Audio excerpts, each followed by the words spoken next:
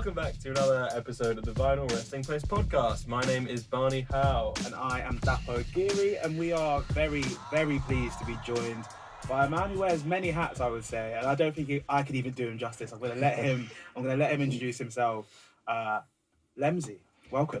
Yes. Thank you guys for having me here. And yes, too many hats, you know. Too many hats. Man. But primarily, I'm a music artist, rapper. I say orator because I just speak like we will be doing today, all that kind of stuff. Done community projects, done a few things with mindfulness. But yeah, I'm just a being who kind of like channels everything creatively through my music and my words. That's me. Big respect. That's a wonderful. I told you I wouldn't be able to do it. That's a bit of a wordsmith over here. Okay. For those who don't know, could you tell us a little bit more about where you're at as an artist and kind of what you've been up to, what you've been working on, and things that we've got to look forward to? Yeah, man, I'm like the epitome of a proper DIY artist. Like I'm just on the ground doing as much stuff musically and creatively and community-wise that I can do. Primarily just because I feel like it serves me and it makes me feel better when I'm connected to people or being able to express myself quite freely and creatively. Hence why music comes into the play a lot. So where I'm at right now, I've been going since 2016, I'd say, when I was made redundant from my last job, which was a legal assistant down in London Bridge. Wow. Yeah, I've had a different life. Man. But from there, I would say that I've just worked fervently and just trying to make sure that music and creativity, but music is the main thing in my life. So whether it's passion, career, vocation, whatever, a lot of what I do stems around the creative community. So Infax, as you know about Dapo, because you've been, that's all around just the creative community, creating a space for more artists to be able to share their music in a place that they feel safe to be as vulnerable as they are. When sharing incomplete music, there's also Spoke, where we just deal with demystifying what well-being is and trying to translate all of the scientifically proven techniques through music. So artists are your guide, essentially, when it comes to that. And yeah, man, I think for me, I've got some gear in front of me as well. How can I not talk about this? Outliers, what I call a CP, so a creative project, as opposed to an LP or an EP, because it contains a booklet. So you get a booklet.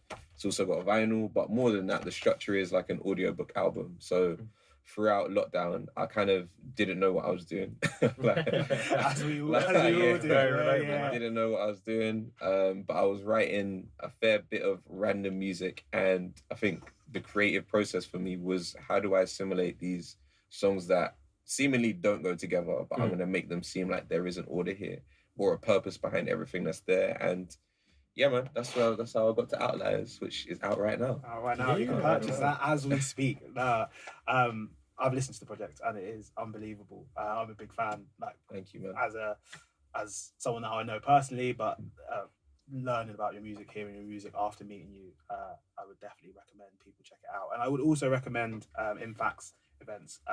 I've spoken to you about the Infax nights, and I think I'll use the platform to commend yourself and Amelia for kind of what you put together there. I think as a space for artists, creatives to get together, it is something that is, I think, quite unique. It's not something that I've come across in my own searches for spaces to go and pursue my creative passions. And I think the amount of people that I've met through Infax, not just on the scratch nights, but through social events as well, you started something that is really special. And I think there will be more people on the podcast who we've met through Infax, who jumped in and out. And that's exactly what you've said in kind of conversations with myself, to build a community. Like, everyone is dragging each other up together. Everyone is supporting each other, making things work together. It's a collaborative process. And without people like yourself doing the damn thing and giving us the space, making it a regular occasion, we wouldn't be able to do that. So hats off to it. And I recommend any artists out there, definitely go and try something like Infax. Go to a scratch night if you've got music that you want to get feedback for, or you want to learn a little bit more about your own process and how you break down your art. Infax is the place to go. 100. Thank you for that advert. Man. Jeez. I need this as a snippet. We can clip it up. No, I love that. No, thank you very much, though. But Because that is genuinely, exactly what we hope Infax reflects with people as well. Like when they come, I won't go into it too much just because, yeah, we're here for it. But yes, that's beautiful to hear. So thank you, man. And make sure you come as well. Yeah. I mean, I'm jealous. I feel like I'm missing out on it. There'll be links for listeners and watchers in the bottom of the description, obviously. So yeah, check out links to all the Infect stuff, upcoming events and things. Very exciting stuff. Yeah. Can we talk a bit more about your CP? I really want to know, like, is there any Absolutely. specific... Please. Ask me more. Are there any specific... You kind of compared it to like an audiobook album there. Is there any specific influence from that area you took, or is it very much you forging your own way? Do you like looking for influence, or do you feel like that can hold you back in some ways? I love when influence just hits me in it. So as opposed to, all right, I need to go out and seek sources and resources for this idea that I'm thinking of. No, I think I get subconsciously influenced a lot. Yeah. So while I say this is the world's first CP, technically in terms of like the structure, there's people who have done something similar, like Lupe Fiasco's Tetsuo and Youth is something that's kind of similarly curated where each chapter is a season. So he's done it as like there's winter, there's spring, there's summer and whatever else. But it wasn't because Lupe had done that I was like, hey, I need to do something like that. It was more an incident of like, as I said, throughout lockdown, I was writing random songs and typically I wouldn't have seen this as like a cohesive body of work. Hence why I kind of rejected calling it an album or an LP because I feel like that's people's albums are the main thing that we like judge their music career on and just not even judge but just analyze their music career on just to be like, oh right, do you remember his sophomore album or right 4 albums deep and they're still doing XYZ kind of thing. You sound like Dapo.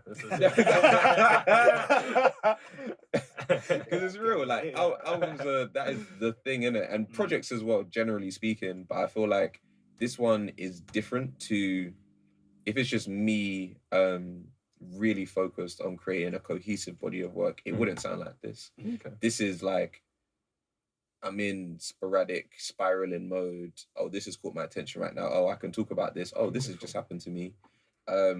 But at the same time, like it's very important because I'm gonna be like this on occasions. You know what I mean? I'm gonna be a little bit more erratic, and it doesn't quite make sense to you, but it makes sense to me because I can put it this way and that. So liberating yourself from the constrictions of form is like, you know, that's it. Such a good way to evolve and do what you want to do as an artist. Facts.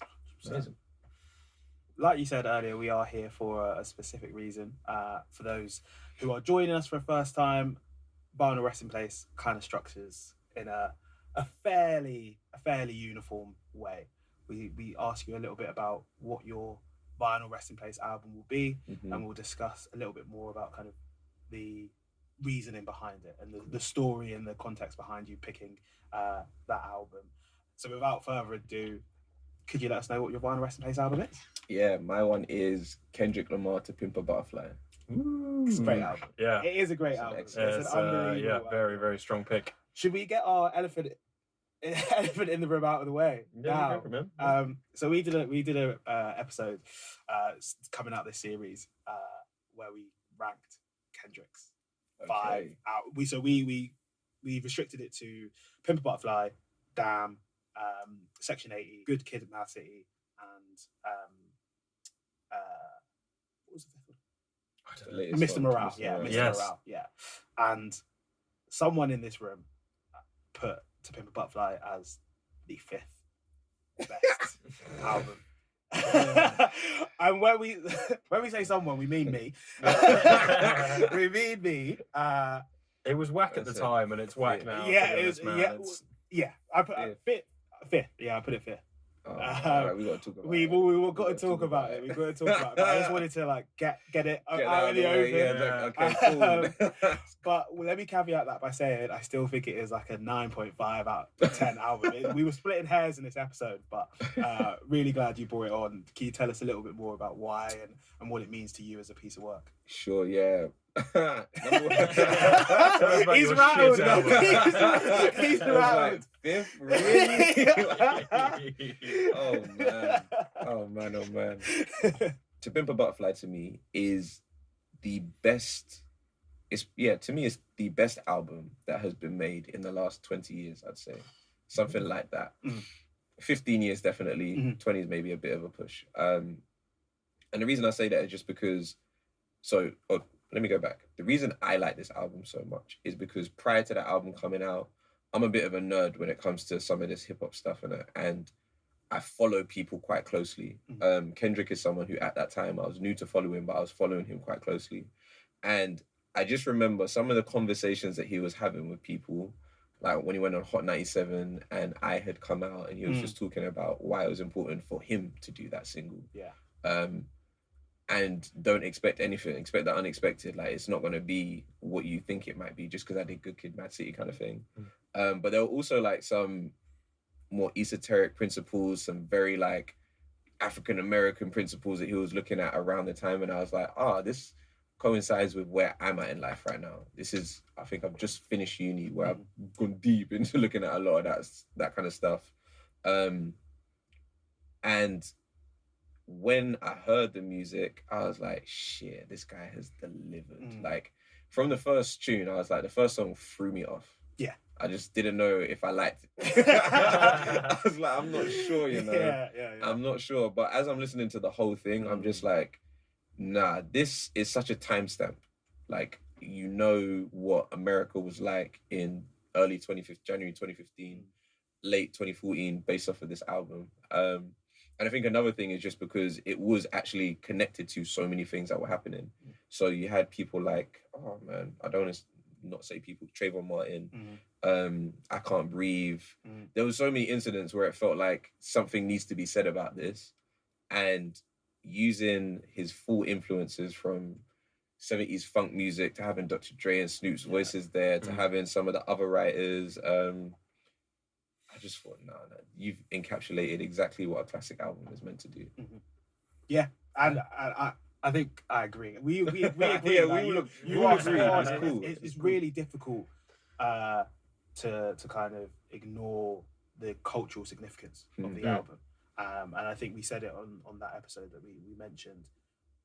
If we're talking about importance of an album, by far this would be Kendrick's most important, if not, like you say, in the last 15, 20 years, one of the most important albums that has ever been released. And then to do that with the level of musicality and like sheer genius that he puts into it, I totally understand why you bring this album.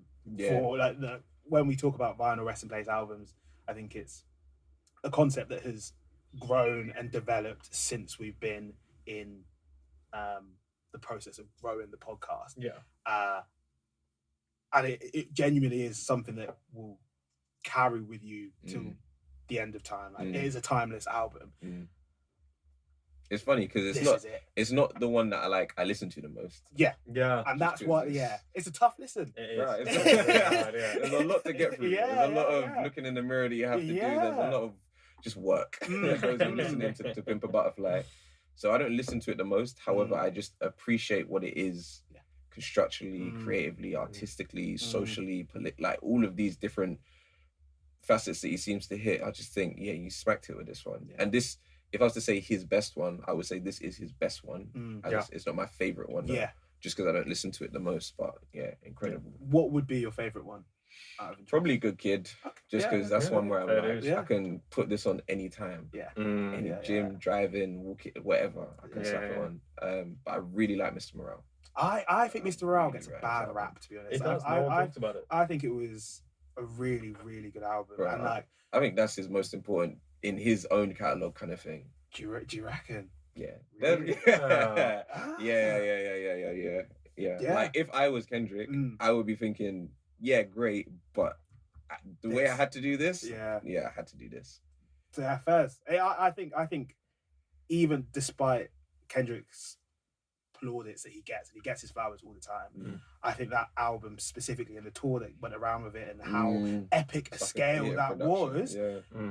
I just don't think I think it was underrated. I don't think it got the credit it deserved because it was a seminal piece of work, but he just you're a victim of your own success when you've that's released it, when your discography is Classic what to it back to is. back to back, Like, people are expecting the heights, and it's tough to keep doing it. But Kendrick does keep doing it. What would you say is your favorite song on the album? If you have like, is there a standout for you? There's more favorite moment. Yeah, I really like Institutionalized. I think that tune is bad. It's so sick. And I love the first half of You in particular. Loving you is complicated. And just a scream from the entry. I'm just like, okay, I'm locked in. Like something is really happening, and I think that's what Kendrick's very, very good at. He's really good at conveying the fact that something is genuinely happening in this moment, even if it's not. But the screams, it's the way he changes his tone of voice on something like Institutionalized to represent how his friends would sound. I just think across the board, the storytelling is impeccable. How much a dollar cost as well. That's again storytelling crazy, but just as a song, I love it. I can't remember who the vocalist is on the hook, but yeah, that's one of those tunes that I can hear all the time and just appreciate. Like, this is skill. You know? Yeah. What about you, Barnes? What do you think? I mean, like, obviously, but so fucking mainstream to go for it, but All Right is... Yeah, it's a it is a bit. It's more of my important mention. I couldn't not talk about All Right being on the album. It's just such a fucking, not only a banger, but like we're talking about like the political commentary and stuff. Like, what an incredible message to be putting across and delivered in a way where people are bopping their heads. Like, it's so hard to do both things. But it's like exactly what you said about the whole album. Like, it's creatively like full to the brim. Like, there's spilling over the sides with this. But my favorite on the album is probably These Walls. Okay. We got Thundercatting around the place, you know. Man, I just think it's beautiful. It's just a banger. It's just a great tune. That's my whole reason. So before we started recording, we were playing These Walls, and I was like, "Oh Christ, Barnes, this is a bit like I've been listening to a lot of this album. Like, it's a lot for me to take in." He was like, "Yeah."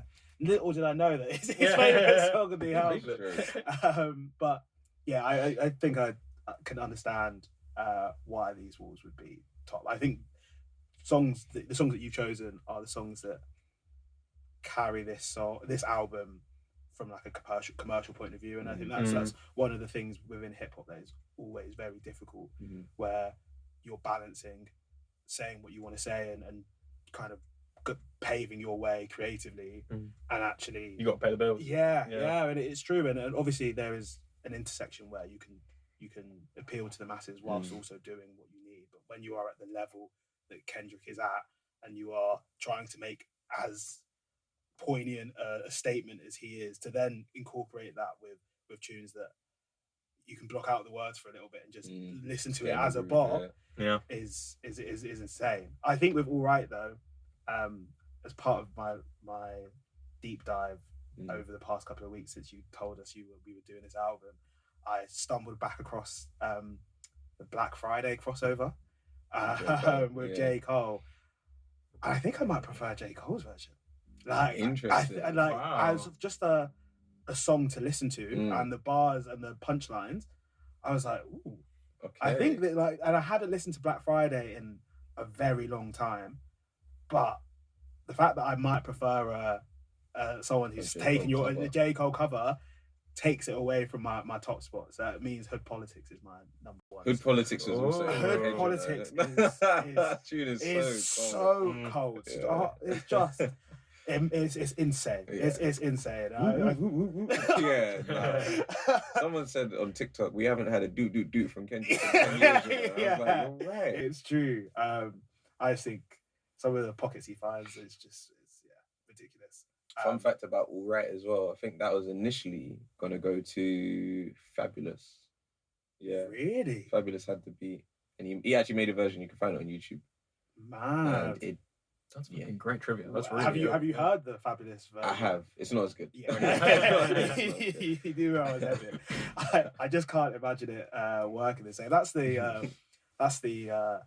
interesting thing about the industry. It's like it's all about timing, right place, right beat, right person, all these things lining up in the right way to make it work. But I think it is this album. It is. I always berating myself in my head for saying it's his 5th best album, because obviously we've listened back to it a lot to prepare for this episode, and it is the heights of it are so high, and I think the key for me is the floor is so high as well. Like you get top tier albums where there are 2 or 3 songs that skips, and it's difficult to make a no skip album. Oh yeah, absolutely. very difficult.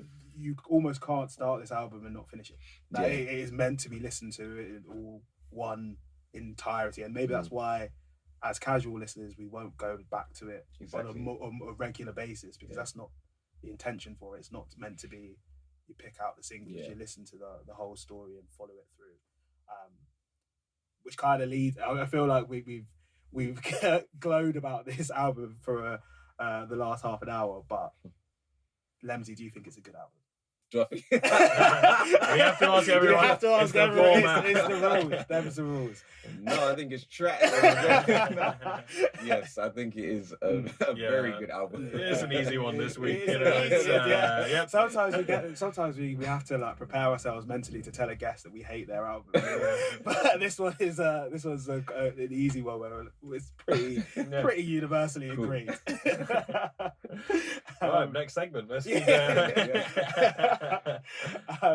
I think maybe in lieu of talking about whether it's a good album or not, I'd be interested to know what other albums you would kind of put in the same stratosphere. Like you mentioned, you think it might be one of the best, if not the best album in the past 15 years. Like, So I go prior to 15 years. Actually, no, within the last 15 years, there is...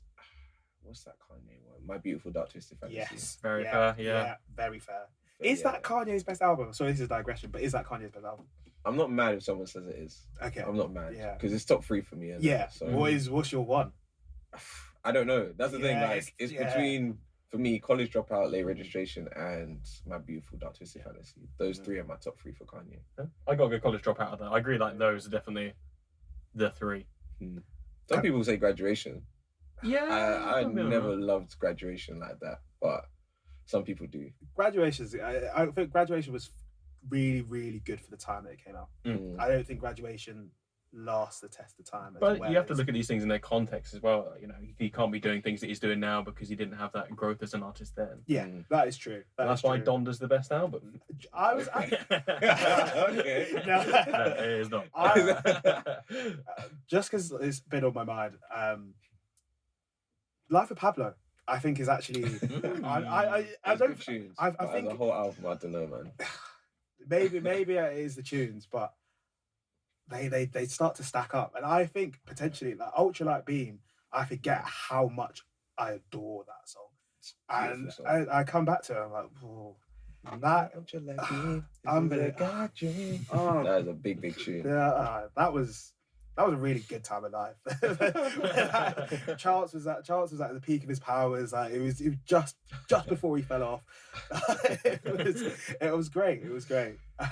But sorry to deviate from the path. What other albums do you think are? Yes, that was what we were saying. My Beautiful Dark Twisted Fantasy is one. Hoodies All Summer by Kano, another black and white cover one. I think pretty much everything Little Sims has dropped since Grey album. I haven't listened to the new EP yet, but I know there'll be a level that like, this is dope. Who else has dropped something that I really liked? Do you know what? Sabah, when he did Bucket List Theory and also the one after it, that's the one I really liked. Again, another black and white cover album. I can't remember what it's called, but yeah, there's a few that kind of stand out to me just because, number one, I think they're very cohesive. I think for an album, it has to be cohesive for me personally, and hence why this I call something separate to an album. It's a CP, but the one, 2014 Forest Hills Drive, I have to throw that in there as well. It's a big album. But there's a story, and there's stories within the story, and there's a couple different perspectives, but it's usually just coming from a place of sheer expression, these albums that I'm talking about. Sheer expression or really dope creativity or both kind of thing. So yeah, those are some of the ones that I'd say. Jill Scott, who is Jill Scott as well, if I go back in time. Also Dr. Dre 2001, If I'm going back into, I feel like that's one of the best produced albums I've ever heard. Yeah. Like in terms of composition, who he's got to rap where, beautiful. Yeah. Beautiful. It's interesting you talk about like cohesion in an album. I think 2001 is that is, especially when I look at like, hip hop as a loose term, but like when we go now like more West Coast, this is like it fits so well. It fits the era. It fits the message. Like even as far as like the music videos, everything is so well aligned, and like it's there's a reason people say it's almost a perfect album. Like, like there's a reason for it, and it's just so meticulously planned. I do rate it so highly. One album that I wanted to maybe delve into a little bit further is Hoodies All Summer. Cool, let's do it. That album. It is. So for those listening at home, it's Hoodies All Summer by Kano, which came out 2019, which feels 5 years ago. Honestly, it doesn't. Where's the time gone? We were locked away for a big where's part of the that. time gone? But I remember when I was listening to it again, I know it's in the title, but my first note was, "This is such a summer album." Like, it just takes me back to being. I think I was maybe second year of uni. Okay. And it just fit for me. Like it'd be me like bopping through Hyde Park. This was my headphone music all the time, and it's a great album. What do you like about it? Why was it an album you could have chosen? Why did it maybe not make your cut? Kano is my favorite UK rapper of all time. So I'll put that out there immediately, just to create the context of why I like this anyway, because it's him, number one. I think similarly to Pimp a Butterfly as well, it was very focused on what's going on. You know, a lot of references to what's happening right now and how it's impacting. Kano's of Caribbean descent. So I know he's thinking Caribbean, then Black British. That's what it feels like that album was speaking to more than anything.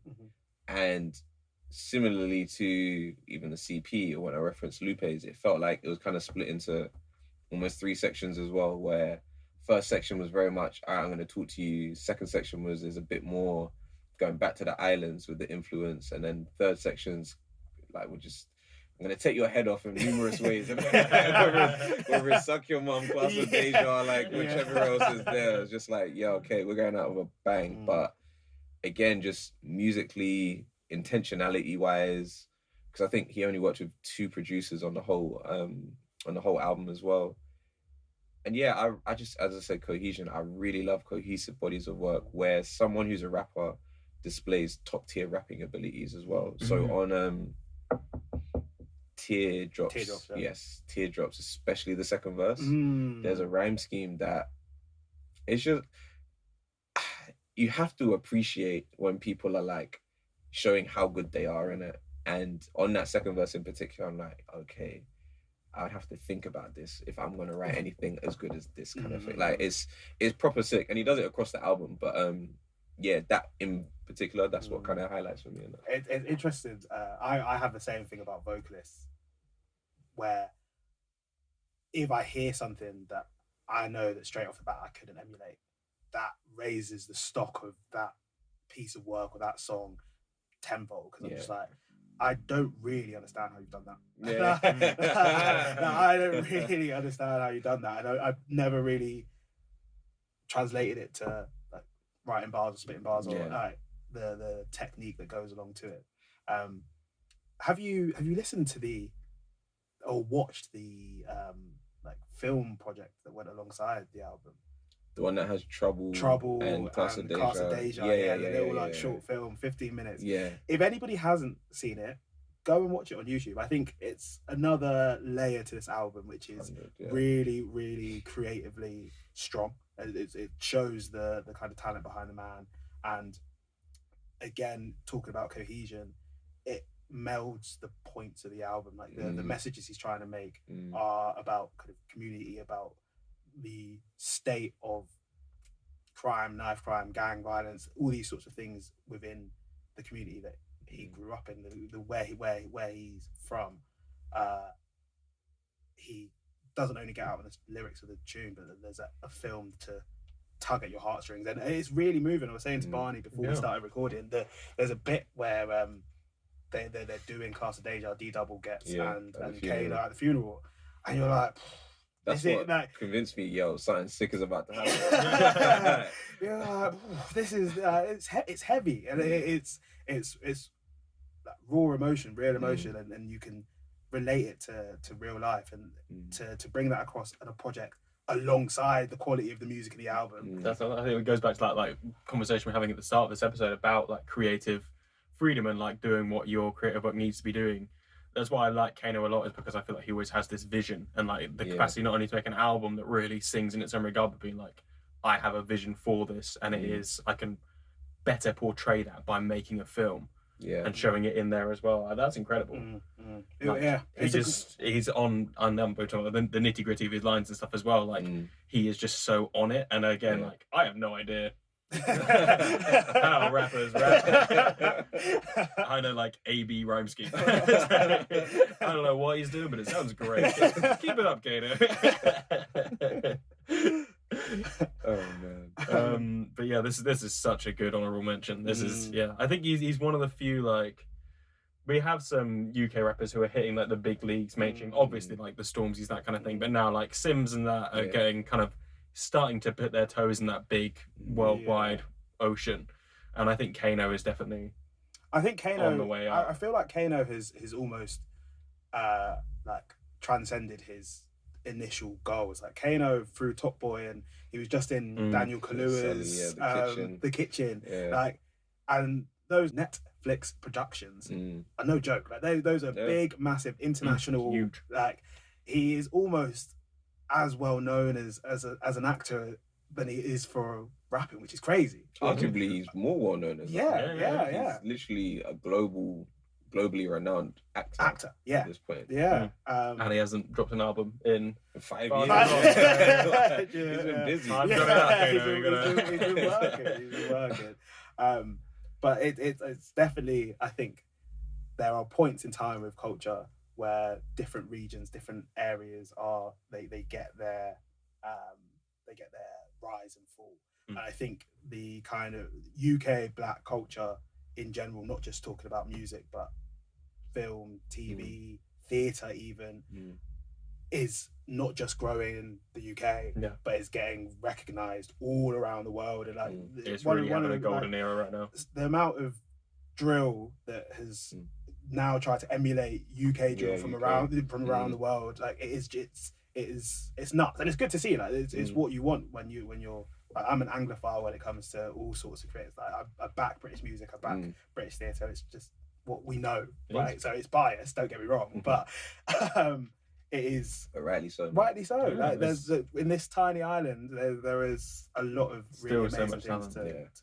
And it's like going back to like days when British rappers would have to emulate like Biggie and that kind of thing when everyone's putting on terrible American accents. Yeah, there was. And now it's going the other way. It's fantastic. I don't know if either of you saw this, because there was a video that went around. I can't remember for the life of me the group's name, but it was like the early days of UK hip hop, where it was like 90s hip hop, West Coast beats, but they just stuck with their East London accents. And it sounded cold.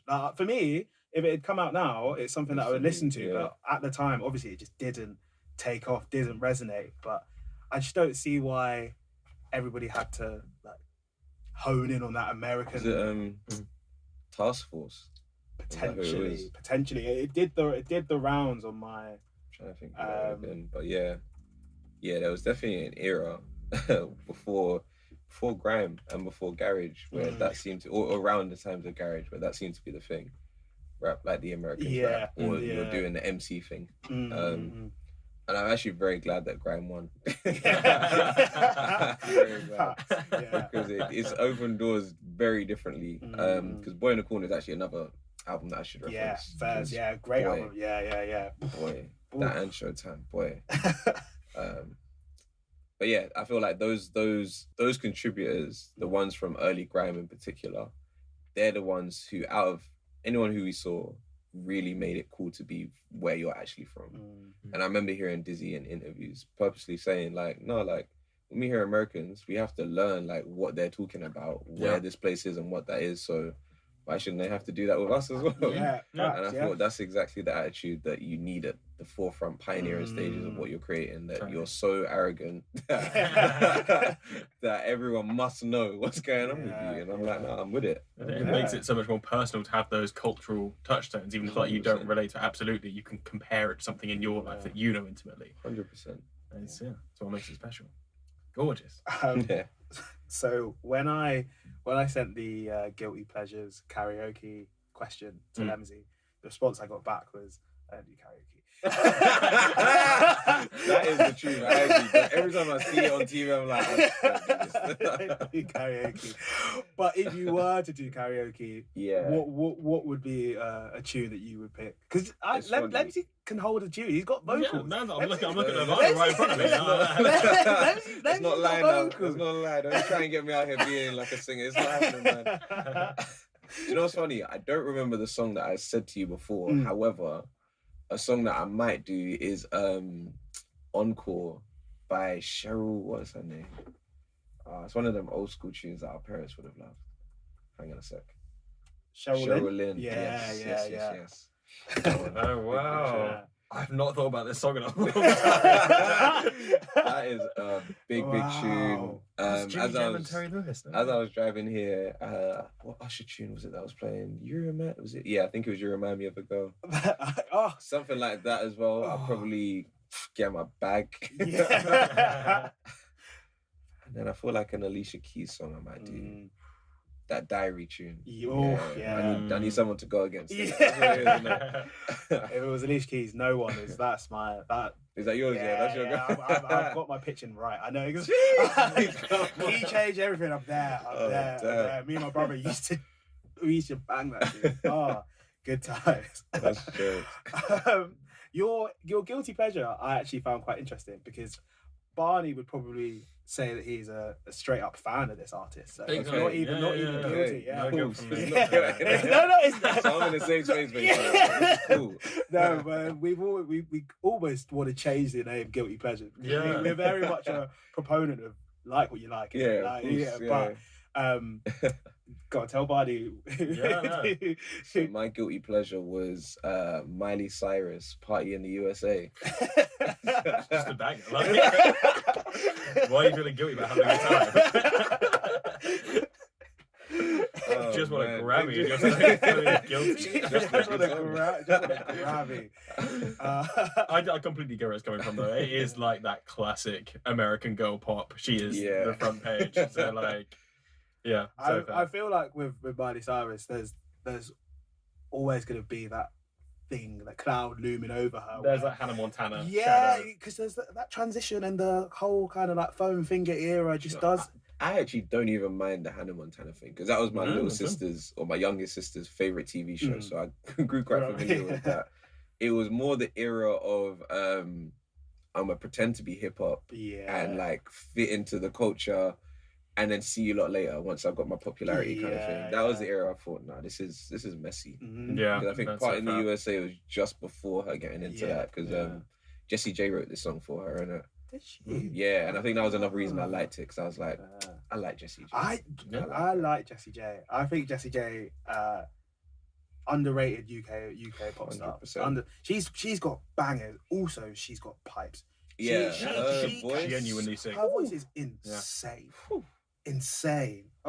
If price tag comes on, absolutely, I'm lost. That era, the B.O.B. Wow. The B.O.B. era. I remember seeing him at Wireless. B.O.B. saved music. I'll put it out there. He is. We are not. B.O.B. I mean, if we're talking about guilty pleasures, I'm not sure if this is guilty, but Aeroplanes. Hayley Williams. Wow. That as it. I could really use a genie or a wish. Unbelievable piece of music. I fully respect that as a guilty pleasure, yeah. And I think for all my love of Miley, like she has had a bumpy ride in her career. It's had highs and lows. I think we're kind of coming to Yeah. a little bit of a close. I know we did like a little bit of well, quite a detailed insight into who you are, but maybe for listeners at home, any things that they can like, look forward to, anything that's up next for Lemzi and we can shout out about. Yeah. Number one, I have this beautiful vinyl record in front of me. There are some more in stock still, so please go cop one. Yeah, even if you do not have a vinyl collection yet, this is a great place to start. You get a booklet that goes with it, all of those good things, and it's fun. It's just fun. Nice, you know what I'm saying? Yes. I've also got a live show in OT Islington on Thursday, the 22nd of February. I don't know when this comes out, in fact. Yeah, this probably won't come out by then. Okay, cool. You can find me elsewhere. You should have come. It was great. You should have been there. It was sick. That is amazing. To be playing the O2 Islington is like, that is a venue. It should be fun. I've not done there before, so I'm looking forward to that one. It's a nice little venue there. there I got coming up. Do you know what? I'm trying to work out a way to like really put myself out there differently as well. I don't know exactly what it looks like, but that's something to look out for. It might be more like vloggy kind of content, just because, as you said at the beginning, I do a lot of stuff, and sometimes articulating everything that I do can be a little bit difficult, just because it could be like, is that relevant to this thing or is it completely separate? So yeah, that's one of the main things I'm doing at the moment, just trying to consolidate myself a bit more. So that's something to watch out for. And again, for the listeners, there's going to be links to all this stuff below, so just check it down, click on it and go and have a little treat for your ears or your eyes or anything. I think that's us. Dope. I think that's us. No, honestly, Lemzi, this was a really fun episode. Thank you so much for joining us. All it's good, been really good to chat music, and one of the things me and Barney love is that people who know their stuff. It's always interesting to like have a conversation with someone who's got a real understanding of the piece of music that they're bringing in. That's you all over, obviously. That's you to the T, man. But yeah, thank you so much. Yeah, cheers, man. It's been a pleasure. And to everyone listening at home, thank you so much. And we'll be here next week. Cheers. Sweet. Right. Yeah, man, nigga. Yeah. You see that you there? Might as well bring him still. What? We need a couple extra hands. What? Yeah. Call him now. Aye, little man. Come through, bro. What you saying? What's your name? Yeah? I hear what I'm saying. Jump in the whip, innit? Take a little drive, innit? What? You smoke? Say no more, G. Yeah, I be chillin' with some people that I shouldn't chill with. Riding around the city and they're talking how to kill shit. I be sitting silent to not activate the kill switch. Brother in the passenger says, oh yeah, can you build it? Can you build it? Can you build it? Can you build it? Can you, yeah, I be chillin' with some people that I shouldn't chill with. Riding around the city and they're talking how to kill shit. I be sitting silent to not activate the kill switch. Brother in the passenger says, oh yeah, can you build it? Can you build it? Can you build it? Can you build it? Can you,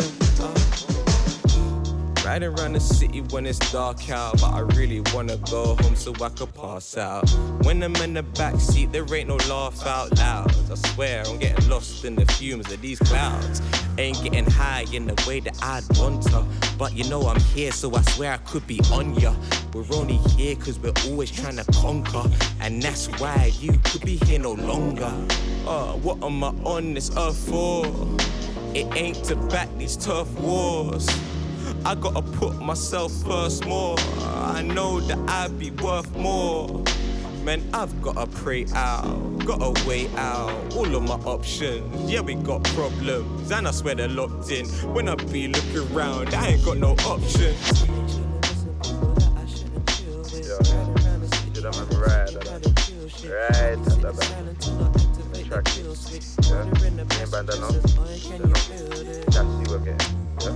Can you build it? Can you build it? Can you build it? Yeah, I be chillin' with some people that I shouldn't chill with. Riding around the city and they're talking how to kill shit. I be sitting silent to not activate the kill switch. Brother in the passenger says, oh yeah, can you build it? Can you build it? Can you build it? Can you build it? Can you? Real life, so be warned, yeah. You can't be an arse now. No, he hoard, yeah. Life is like a roundabout or seesaw, yeah. We're coming with that real thing. No reboards, yeah. We gotta go straight there. No detours, yeah. We gotta do it better, not like before, yeah. This is how I creep in with C4 and this is I'm deep sure, yeah. Looking in their eyes and they can't be my brethrens. Peak of their minds, I can tell they're depressed kings, but they're on vengeance, there is no amendments. Think of their ops in the past tenses. I've just seen them try and poke out intestines. I gotta tell my mother that I'm with the friends them. I can't wait for the minute that I've left them. Stay silent, I know not to test them. I'm not here for any litigation, trying to duck out of this whole situation. All they really need is my observations. I gotta try and get away from this propagation. Yeah, it's spreading. I swear that these guys left, all these guys beheaded. I don't know where I'm stepping. I'm trying to find my brethren. He's really, really missing. I don't really know, but I gotta ask this question. Why? I've been chilling with some people that I shouldn't chill with. Riding around the city and they're talking how they kill shit. I be sitting silent to not activate the kill switch. Brother in the passenger says, "Why can you build it? Can you build it? Can you build it? Can you build it?" Yeah, I be chillin' with some people that I shouldn't chill with. Riding around the city and they're talking how to kill shit. I be sitting silent to not activate the kill switch. Brother in the passenger says, "Oh yeah, can you build it? Can you build it? Can you build it? Can you build it? Can you?"